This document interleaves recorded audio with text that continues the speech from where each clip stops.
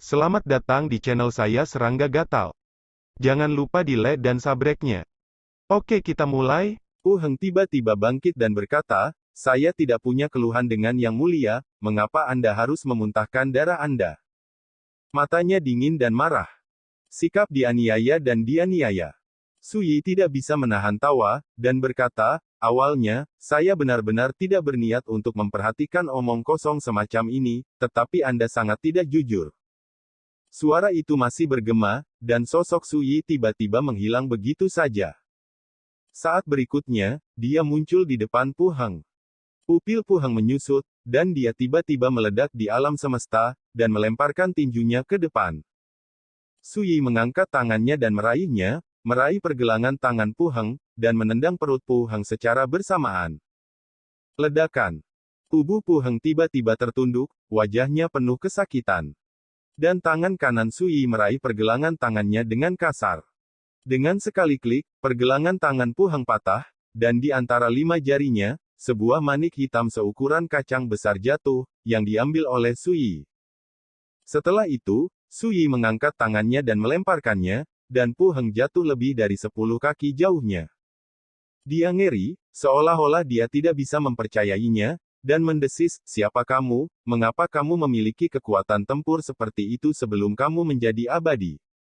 Suyi mengabaikannya. Dia melihat manik-manik hitam di tangannya dan berkata, itu benar-benar manik-manik roh yang terbuat dari rumput darah orang utan, yang dapat menyegel serbuk sari dari bunga 5 warna.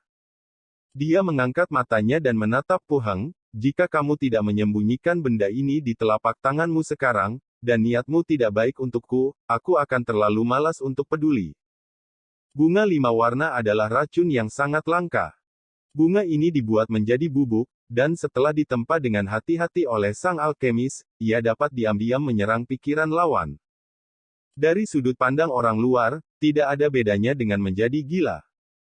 Belum lagi karakter abadi biasa, yaitu, sebagian besar makhluk abadi mungkin tidak dapat mengenalinya. Jika Suyi tidak datang hari ini, kematian Wen Jue pasti akan dianggap sebagai kecelakaan, dan tidak ada yang akan meragukan Pu Heng sama sekali. Demikian pula, jika Suyi tidak bertindak dan mengambil manik-manik hitam dari telapak tangan Pu Heng tepat waktu, dia akan menderita plotnya. Pu Heng tampak jelek dan berkata, Yang Mulia salah paham. Alasan saya melakukan ini hanya untuk berjaga-jaga. Suyi tidak repot-repot mendengarkan pertengkaran seperti itu, melangkah maju dan menekan dengan telapak tangan. Pu Heng sangat marah dan mencoba menghindar, tetapi di mana dia bisa menghindar, dia langsung ditekan oleh kekuatan telapak tangan yang ada di mana-mana. Lalu, tubuhnya hancur dan jiwanya hancur. Sayangnya, Anda bertemu saya. Suyi menggelengkan kepalanya. Dia tidak berhenti, berjalan keluar dari aula dan mulai melewati level. Aula percobaan. Karakter abadi dari kekuatan utama sedang mengobrol. Tiba-tiba, seorang lelaki tua berjubah abu-abu berkata sambil tersenyum, jepit jarimu, sudah hampir 4 jam sejak Tuan Muda Su memasuki gua percobaan, dan dia belum tersingkir, yang benar-benar tak terduga. Semua orang tidak bisa menahan tawa ketika mendengar ejekan dalam kata-katanya. Bung, kamu harus lebih sopan. Seseorang mengingatkan, bahwa Tuan Su adalah tamu kelas 1 di Pasar Naga Hitam, dan bahkan Xing Yu Xianjun harus menemaninya secara langsung. Tidak apa-apa bercanda, tetapi lebih baik berhati-hati. Pria tua berjubah abu-abu itu tertegun dan mengangguk. Setelah itu, seluruh ruang sidang bergetar. Lonceng sidang berbunyi, seseorang telah melewati lantai 9 gua sidang. Seseorang berkata dengan penuh semangat. Ledakan. Ada keributan di arena, dan ada keributan.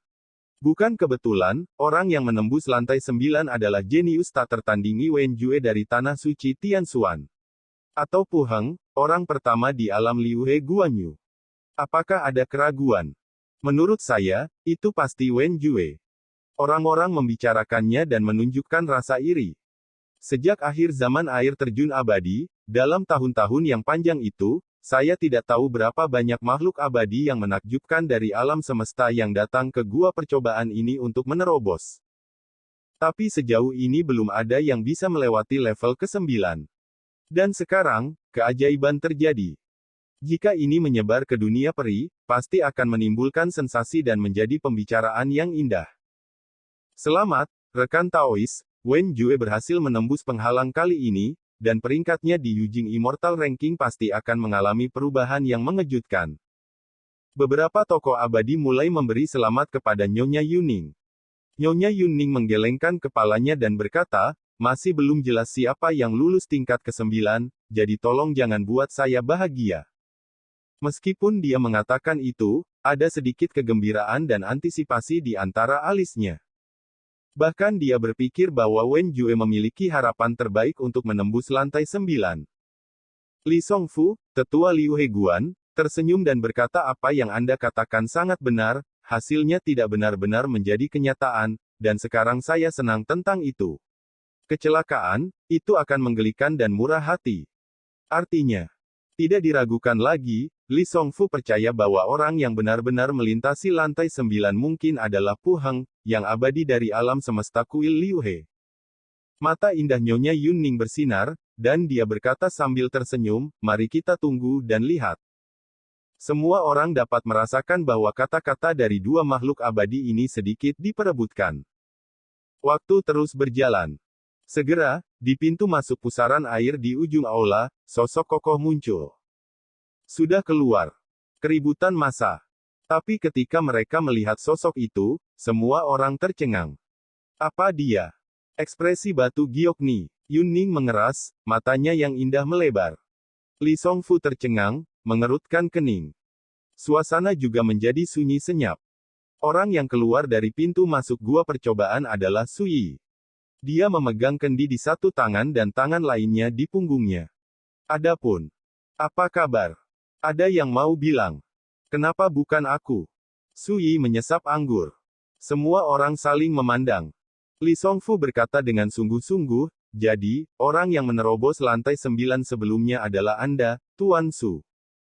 Sui tersenyum dan berkata, selain aku, seharusnya tidak ada orang kedua. Tiba-tiba ada sensasi di lapangan, seperti ada pot yang meledak. Bagaimana mungkin? Sulit bagi banyak orang untuk menerimanya. 4 jam yang lalu, Sui memasuki gua percobaan, tetapi sekarang dia telah melewati lantai 9 gua percobaan, siapa yang bisa percaya ini? Untuk sesaat, orang-orang memandang Sui dengan curiga. Pada awalnya, mereka hanya berpikir bahwa Sui adalah leluhur generasi kedua yang mulia dan istimewa. Tapi sepertinya mereka semua melewatkannya. Sui akan peduli tentang ini. Dia mendatangi Ni Yuning dan berkata, pria bernama Wen Jue sudah mati, dan Pu Heng-lah yang membunuhnya. Bukan karena Sui usil, tetapi karena masalah ini melibatkannya. Wajah cantik Nyonya Yuning tiba-tiba berubah. Suasana di aula juga ditekan dengan keras. Li Songfu sangat marah, dan berkata dengan tegas, itu bohong. Tidak ada ketidakadilan atau kebencian, bagaimana saya bisa mengirim keturunan Pu Heng untuk membunuh Wen Jue? Sui tersenyum, aku baru saja menyatakan fakta, oh ya, Pu Heng ingin membunuhku, tapi aku membunuhnya. Semua orang tercengang. Li Songfu tercengang. Bukankah harus rahasia mungkin? Apakah yang dikatakan temanmu itu benar? Nyonya Yuning tampak tidak percaya. Sui berkata, kamu dapat meminta orang-orang Heilongwei untuk pergi ke aula lantai 9 untuk berjalan-jalan, dan kamu akan tahu sekilas. Setelah mengatakan itu, dia berbalik dan berjalan menuju luar aula utama. Dia sudah mengatakan apa yang harus dia katakan. Saya tidak ingin tinggal lagi. Berhenti. Li Songfu berteriak keras, kamu tidak boleh pergi sampai semuanya beres. Suara itu mengguncang aula, kekuatannya menakutkan, dan semua orang mati lemas. Tapi Sui tampaknya tidak menyadarinya, dan berjalan menuju aula utama sendirian. Sialan. Li Songfu menembak langsung, memindahkan kekosongan, dan menekan bahu Sui dengan telapak tangan. Tapi masih di tengah jalan, sesosok muncul seperti hantu dan meninju. Ledakan. Li Songfu langsung mundur, sosoknya terhuyung-huyung, wajah tuanya membiru dan putih. Orang di sini adalah Xingyu Xianjun. Matanya dingin dan dia berkata, Li Songfu, apakah kamu mencoba mengadili kematian? Semua orang terpukau. Wajah Li Songfu muram, dan berkata, Xing Yu, jangan salah paham, anak ini berkata dengan pasti bahwa dia membunuh Pu Heng, keturunanku, aku hanya ingin menjaganya, aku ingin menemukan keluar itu hanya kebenaran.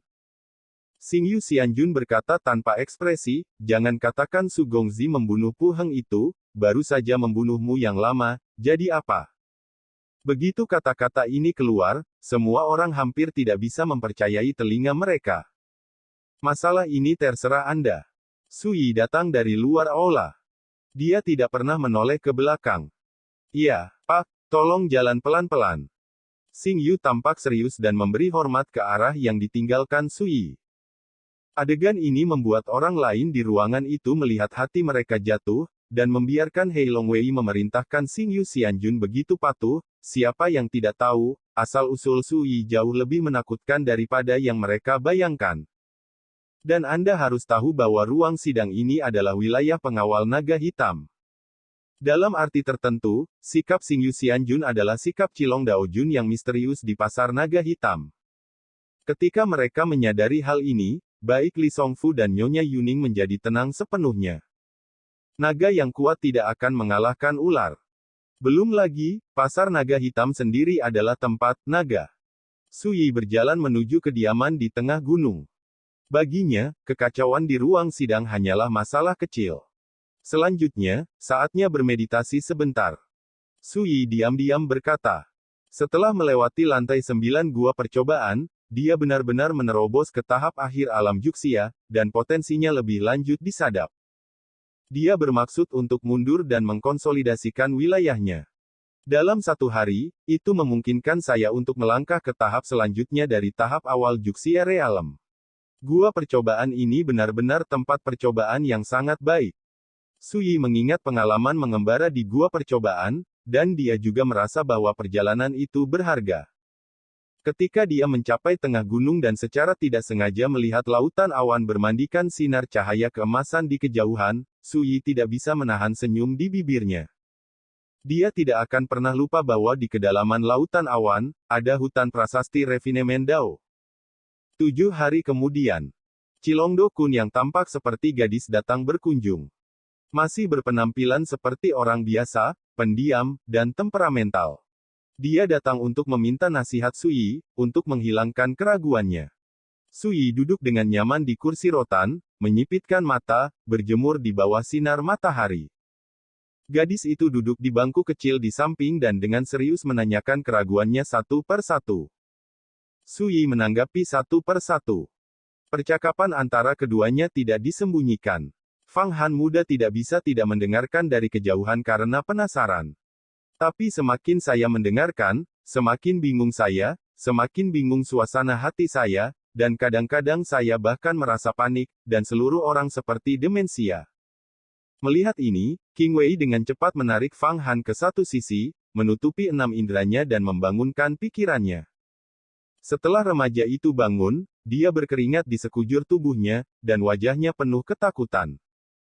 Qing Wei mengingatkan, misteri Dao besar ini melibatkan rahasia kultivasi di tingkat Raja Abadi, apalagi Anda, bahkan jika saya mendengarkannya, saya pasti akan kewalahan, dan jika saya pergi ke iblis, dalam kasus terburuk, keadaan pikiran runtuh, dan jalan menempuh ribuan mil. Fang Han menghirup udara dingin dan tidak bisa menahan diri untuk mengatakan, tetapi senior tidak mengatakan bahwa dia belum menginjakkan kaki dengan cara yang abadi, bagaimana dia bisa mengajar Raja Abadi untuk memecahkan teka-teki. Meskipun pemuda itu telah melihat banyak metode luar biasa Su Yi, dia masih sangat berhati-hati di dalam hatinya, dan dia bahkan tidak ingin menyebut Su Yi senior, tetapi malah menyebutnya sebagai dia. Pada titik ini, bahkan Qing Wei tidak dapat mengubahnya, dan Su Yi tidak pernah mempedulikannya, jadi Qing Wei biarkan saja. Anda akan mengerti nanti. Mata Qing Wei sangat halus. Dan aku tidak mengerti. Fang Han cemberut. Qing Wei tersenyum dan berkata, kamu adalah keturunan ras spiritual bier. Sekarang harus jelas bahwa warisan, 8 metode penempaan tubuh, yang diajarkan oleh putramu adalah benar. Fang Han mengangguk dan berkata, itu benar, tapi aku masih tidak mengerti, bagaimana dia bisa memiliki metode rahasia leluhur yang telah lama hilang dari keluargaku. Ekspresi bocah itu penuh dengan kebingungan. Ini luar biasa. Qing Wei berkata, masih banyak hal yang tidak kamu mengerti. Di masa depan, kamu harus menghormati putranya. Anak itu tidak seperti yang kamu pikirkan, dan memiliki rencana lain untukmu. Bocah itu mendengus dingin, mengerucutkan bibirnya dengan keras kepala, dan tidak mengatakan apa-apa. Tidak diragukan lagi, dia tidak mendengarkan kata-kata Qing Wei. Pada saat ini, Su Yi di kejauhan bangkit dari kursi rotan dan berkata, ayo datang ke sini hari ini. Setelah Anda kembali, Anda dapat berlatih seperti yang saya katakan. Iya. Gadis itu berdiri dan memberi hormat. Alis polosnya dipenuhi kekaguman dan kelegaan. Percakapan denganmu lebih baik daripada 10 tahun membaca. Dan hari ini, melalui penjelasan Su Yi tentang keraguan dan keraguan, dia juga memiliki perasaan yang hebat untuk membersihkan langit, dan dia memiliki perasaan terbangun. Kebingungan di hatinya tersapu, dan dia seluruh orang tiba-tiba tercerahkan. Diam-diam, ketika dia merawat Su Yi, dia mengungkapkan rasa kekaguman selain kekaguman. Selanjutnya, Su Yi dengan santai bertanya apa yang terjadi di ruang sidang beberapa hari yang lalu. Akan ada konflik. Gadis itu menjawab dengan serius, meskipun Li Songfu tidak mengatakan apa-apa tentang pembunuhan Pu Heng, Xing Yu menilai bahwa orang ini mungkin memiliki kebencian terhadap orang dewasa, dan di masa depan akan menjadi bahaya tersembunyi. Setelah jeda, dia berbisik jika orang dewasa setuju, aku akan membunuhnya dan menyelesaikan bahaya tersembunyi ini sepenuhnya. Berbicaralah dengan bebas. Tapi Qing Wei merasa kulitnya menjadi dingin. Li Songfu adalah peri. Tapi di mata Qilong Dao Jun, dia tampak seperti ayam dan anjing yang bisa disembelih sesuka hati. Tidak perlu. Su Yi menggelengkan kepalanya dan berkata, orang lain hanya membenciku, tetapi mereka belum mengambil tindakan. Jika mereka membunuh orang karena ini, itu akan menunjukkan bahwa aku terlalu kecil. Gadis itu mengangguk dan segera pergi. Su Yi menyapa Qing Wei, pergilah, temani aku ke Forest of Refining Rods Teles untuk berjalan-jalan. Mata indah Qing Wei bersinar, dan dia senang menerimanya. Lautan awan bergolak, bermandikan cahaya keemasan. Formasi terlarang abadi kuno menutupi area jauh di dalam lautan awan. Setiap lempeng batu berdiri di atas awan seperti kekacauan, tanpa akhir yang terlihat. Ini adalah hutan prasasti jalan pemurnian. Setiap tablet Tao mengandung pola Tao alami kuno yang misterius. Suka semua jenis jalur. Di bagian terdalam dari hutan monumen, suasana kekacauan meresap ke udara, dan jalan-jalan mengepul, menunjukkan suasana kuno dan sakral. 9 monumen yang menjulang ke langit berdiri di antara mereka. Sekilas, terlihat seperti 9 gunung terjal yang menjulang ke langit. 9 monumen Tai Huang. Dikatakan bahwa 9 monumen Tao ini telah ada sejak zaman keabadian. Hal yang paling menakjubkan adalah tekstur asli dari Dao yang muncul di monumen jalan berubah setiap saat, seperti makhluk hidup. Ini seperti air yang mengalir, api yang menari, dan angin yang menari. Tidak statis. Pada tahun-tahun sejak lahirnya Pasar Naga Hitam, ada banyak kekuatan besar yang bisa disebut legenda dunia peri datang ke monumen 9 Tai Huang, mencoba menjelajahi misteri jalan di atasnya. Seseorang mendapat pencerahan dalam semalam, dan kekuatan Dao besar mencapai tingkat baru, dan terobosan yang mengguncang bumi terjadi. Tetapi bagi sebagian besar orang, mereka tidak berhasil. Alasannya adalah bahwa pola Dao asli yang muncul di 9 tablet Dao terlalu misterius dan sulit, dan mereka yang berbakat seringkali tidak dapat menembusnya.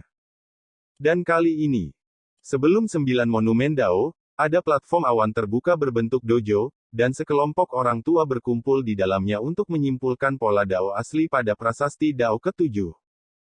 Di antara mereka, ada seorang lelaki tua dengan rambut dan janggut putih, duduk sendirian di sudut jauh, memegang piring perunggu di kedua tangan, mata tertutup, duduk diam. Itu adalah Luozu Tianfu Immortal Sektai Sang Mo Chan Qiu, sosok abadi senior dengan pencapaian luar biasa dalam formasi Tao of Fu. Dia berkonsentrasi pada Dewa Pusat, menyimpulkan pola rahasia asli pada tablet Tao ke-7. Orang-orang tua lainnya berkumpul, berdiskusi satu sama lain, dan juga mempelajari monumen Tao ke-7. Masih belum. Seorang biksu beralis putih tersenyum kecut, wajahnya penuh ketidakberdayaan. Dia adalah kepala sesepuh dari Aula Sila Kuil Lianhua di Xiangzhou, Jizhen.